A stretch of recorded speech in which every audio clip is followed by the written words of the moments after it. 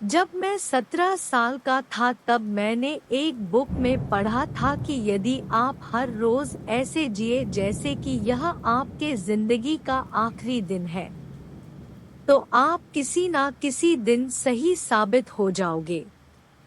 यह विचार मेरे दिमाग पर छा गया और तब से मैंने शीशे में खुद से ये सवाल किया है कि अगर ये दिन मेरे जिंदगी का आखिरी दिन होता तो क्या आज मैं वो करता जो मैं करने वाला हूँ। और जब भी लगातार कई दिनों तक जवाब नहीं में होता तब मैं समझ जाता हूँ कि कुछ बदलने की जरूरत है, कुछ नया करने की जरूरत है। स्टीव जॉब्स की इस स्पीच में बहुत ही गहराई है। अगर आप ये बात ध्यान से समझे तो ये बात आप में एक अलग ही ऊर्जा भर देगा और इससे भी ज्यादा ऊर्जावान उनके जीवन की कहानी है। यह एक ऐसी शख्सियत थी जिन्हें ना अपने पैसे से प्यार था और ना ही पैसा उनका पहचान था, बल्कि लीक से हटकर सोचना तथा टेक्निक को नए रूप में परिभाषित करना उनके प्रबल व्यक्तित्व की विशेषताएं थी। लेकिन स्वयं स्टीव जॉब्स के लिए उनकी जिंदगी कभी आसान नहीं रही। उनका प्रारंभिक जीवन काफी भ्रम और उथल-पुथल से भरा हुआ था। बिना समय गवाए हम उनके बारे में शुरू से जानते हैं। स्टीव जॉब्स का जन्म 24 फरवरी 1955 में कैलिफोर्निया के सैन फ्रांसिस्को में हुआ था। उनका वास्तविक नाम स्टीवन पॉल जॉब्स था, जो उनको गोद लेने वाले माता-पिता क्लारा जॉब्स और पॉल जॉब्स से मिला था। दरअसल उनके वास्तविक माता-पिता की आर्थिक स्थिति बहुत ही खराब थी और वे ये नहीं चाहते थे कि उनके बच्चे को भी अभावग्रस्त जिंदगी में जीना पड़े।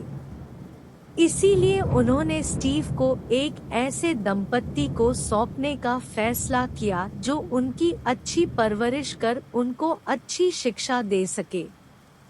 उनके पिता पॉल जॉब्स एक इलेक्ट्रिकल वर्कशॉप थे, इसलिए स्टीव का ज्यादातर समय अपने पिता की मदद करने में व्यतीत होता था। यही वो माहौल था जिसने उन्हें चीजों को नए रूप में जोड़कर बनाना सिखाया और फिर धीरे-धीरे इलेक्ट्रॉनिक उनका शौक बन गया। प्राथमिक विद्यालय में 4 साल पढ़ने के बाद किसी कारण उनके पिता को दूसरे शहर लॉस आल्टोस, कैलिफोर्निया में शिफ्ट होना पड़ा और यहां उनका दाखिला होमस्टेड माध्यमिक में करा दिया गया, जहां उनकी मुलाकात स्टीव वाजनियाक से हुई, जो आगे चलकर एप्पल कंपनी में साझेदार भी बने। वाजनियाक का भी दिमाग काफी तेज था और उन्हें भी इलेक्ट्रॉनिक से बहुत प्यार था, शायद इसीलिए दोनों में ही जल्दी दोस्ती हो गई। स्कूली शिक्षा पूरी करने के बाद स्टीव जॉब्स ने आगे की पढ़ाई जारी रखने के लिए रीड कॉलेज में एडमिशन तो ले लिया, लेकिन इस कॉलेज की फीस इतनी महंगी थी कि उनके माता-पिता के लिए उसे दे पाना संभव नहीं हो पा रहा था और स्टीव जॉब्स को भी अपने माता-पिता का पैसा बर्बाद करना अच्छा नहीं लगा, क्योंकि उन्हें उस पढ़ाई में ज्यादा दिलचस्पी नहीं थी। इसीलिए 6 महीने बाद ही उन्होंने कॉलेज छोड़ दिया, जिसके बाद के आधिकारिक छात्र के रूप में वो केवल अपने मनपसंद विषय कैलीग्राफी की क्लास लेने लगे। यह एक ऐसा समय था जिससे स्टीव के पास बिल्कुल भी पैसे नहीं होते थे, यहाँ तक कि अपने हॉस्टल के कमरे के किराया भी नहीं दे सकते थे, जिससे वो अपने दोस्त के कमरे में फर्श पर सोते थे और खाना खाने के लिए हर रविवार 7 मील दूर पैदल चलकर मंदिर जाते ताकि हफ्ते में एक बार पेट भर खाना खा सके। उसके बाद 1972 में जॉब्स को उनकी पहली नौकरी एक वीडियो गेम्स बनाने वाले कंपनी अटारी में मिली। वो वहां कुछ वर्षों तक काम किया, लेकिन जैसा ही होता है, हर इंसान के जिंदगी का एक आध्यात्मिक पक्ष भी होता है और उसे पाने के लिए हर किसी का तरीका भी अलग। स्टीव के आध्यात्मिक पूर्ति का स्थान भारत था और जिसके लिए उन्होंने पैसे बचने शुरू किए। 1974 में वह भारत अपने दोस्त डैनियल कोटके के साथ आए जो बाद में जाकर एप्पल कंपनी के एम्प्ली भी बने। भारत में वह 7 महीने रहे और बौद्ध धर्म को पढ़ा और समझा, जिसके बाद वो वापस अमेरिका चले गए और फिर से अटारी कंपनी में काम करने लगे और यहीं पर स्टीव जॉब्स और स्टीव वाज़नियाक फिर अच्छे दोस्त बन गए।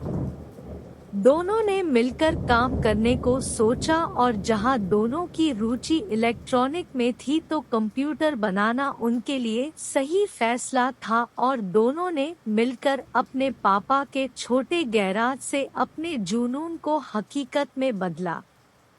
उस वक्त स्टीव की उम्र मात्र 21 साल की थी और इस काम को आगे बढ़ाने के लिए उन्हें एक इंटेल कंपनी के रिटायर इंजीनियर से सहगरोसी प्राप्त हुई और काफी मेहनत के बाद उन्होंने अपना पहला computer San Francisco computer club में पेश किया, जिसे लोगों ने खूब पसंद किया। जिसके बाद 12 दिसंबर 1980 को पहली बार कंपनी का आईपीओ बाजार में उतारा गया, जिससे एप्पल एक सार्वजनिक कंपनी बन गई और एप्पल के इस आईपीओ ने विश्व के किसी भी कंपनी से ज्यादा लगभग 300 व्यक्तियों को रातों ही रात करोड़पति बना दिया। उसके बाद जब एप्पल 3RD और लीसा डेस्कटॉप बाजार में लॉन्च हुआ तो लोगों ने उन्हें ज्यादा पसंद नहीं किया और कंपनी घाटे में चली गई और दुर्भाग्य से इसका जिम्मेदार स्टीव को ठहराया गया। और 17 सितंबर 1985 में कंपनी के बोर्ड ऑफ डायरेक्टर ने स्टीव को कंपनी से निकाल दिया, जिसके बाद वो टूट चुके थे। असफलता उन्हें खाए जा रही थी, लेकिन उन्होंने हिम्मत नहीं हारी और अपनी नेक्स्ट नाम की कंपनी खोली और इस कंपनी से उन्होंने इतने पैसे कमाए कि 1986 में $10 मिलियन ग्राफिक कंपनी खरीद ली, जिसका नाम उन्होंने पिक्सार रखा, जिसमें उन्होंने अच्छी सफलता हासिल की। और इधर स्टीव जॉब्स के बिना एप्पल कंपनी घाटे में चल रही थी। तब एप्पल ने $477 बिलियन कंपनी को खरीद लिया और स्टीव जॉब्स बन गए एप्पल के सीईओ, जिसके सीईओ उन्होंने एप्पल के एप्पल प्रोडक्ट निकाले जैसे आईपॉड, आईट्यून्स और 2007 में एप्पल का पहला मोबाइल फोन निकाला, जिसने मोबाइल फोन के बाजार में क्रांति ला दी थी, जो आज भी लोगों के दिलों में छाया हुआ है।